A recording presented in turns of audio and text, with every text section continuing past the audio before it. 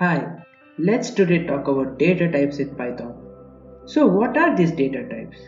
What data type basically means is types of data in Python.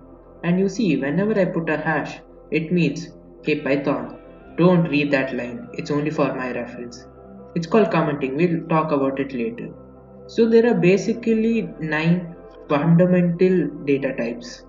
The first one is integer, that we write it as int in Python.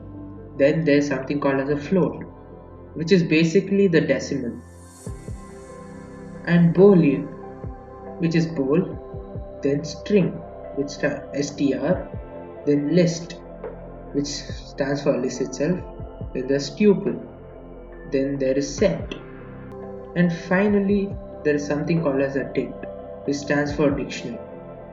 So these are basically the fundamental data types of Python. There are many other data types, but in your programming career, these will be the major ones you will use. And don't worry, we'll cover all the data types, but these are the most basic one you need to start programming.